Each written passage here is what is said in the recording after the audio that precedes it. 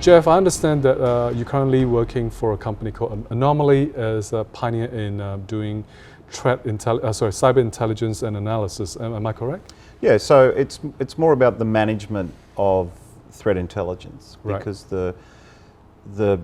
when a nation or an industry decides to benefit from the intelligence of external threats, particularly around cyber, there's just too much information. So our analysis is basically on all the information. We actually don't bring much information. Yeah. We help validate and narrow down the information such that your nation or your internal analysts know the right information to be working on. Okay. You know, like I say, this segment is all about Philippines cyberspace or defending Philippines cyberspace.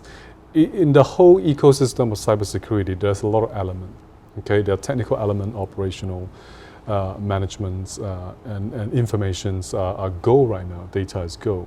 And can you walk us through how do you basically plan, or your firm objective that help, I guess, building the cybersecurity space for the Philippines businesses, law enforcement, or even government? So we're an organisation on the next phase of security maturity. So Philippines are a great example of a nation that has already invested well, heavily and cleverly on defence infrastructure. Mm-hmm. And those defence infrastructures are traditional things like firewalls, endpoint detection, email gateways. And they do two things: allow traffic or disallow bad traffic. Right. But with the abundance of badness happening in cyberspace, it's very difficult to get correct, valid, precise information to them, because it's a time problem. Your analysts in the government need to take such a weight of information and refine it, investigate it, correlate it before they present the information to the existing defences. And this is what Anomali does. It uses machine learning and industry partnerships to say, out of these billions of indicators of compromise, we've stack ranked it, and here are the ones that we're 100% confident you should do something with, and through automation present those alerts through existing tooling. So instead of they spending a lot of time trying to find this intelligence, they could just tap on your resources to find the relevant intelligence or resource that they need to determine the threat. Is that how it works? So the distinction we like to make is that there's a lot of threat information out there, Yeah. but it's actually not intelligence. It's not intelligence until you've looked at it through your perspective. Yeah. If there's intelligence information about ATM skimming fraud in Finland, and you don't have ATMs and you don't do business in Finland, that's not intelligence. That's right. So, yes. so through filtering, machine learning, and some education of the system by your government or by their analysts, it's easier to kind of cull out irrelevant traffic. Okay. So in direct response to your question, the information is actually gold when it becomes intelligence, and we can help fast track that. Do you see a cybersecurity professional find it challenging to determine what is the right intelligence and what is not?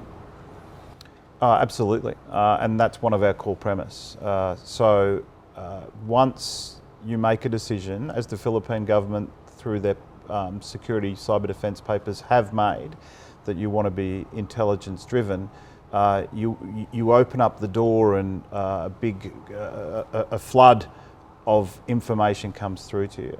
So to make those decisions, you need to be educated by your peers. So what we've also got in the Anomali Threat Platform is a lot of collaboration and sharing.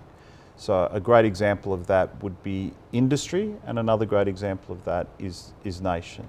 So we're working in another Southeast Asian nation where one of our partners has set up a threat sharing community. Yep. So if all 5 of us have decided that we're going to start on this, then the pure weight of numbers say that if we collaborate on a specific event or we look at a specific vertical, then we can share the information, because it's public information already, and if it's going to attack you, it's going to attack me. they're going to try.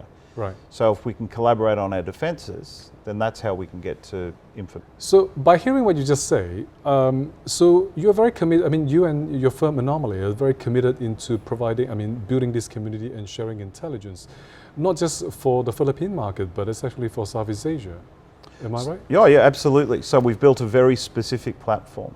So the sharing industry is largely referred to as ISAC, so Information Sharing Analysis Centre, ISAC.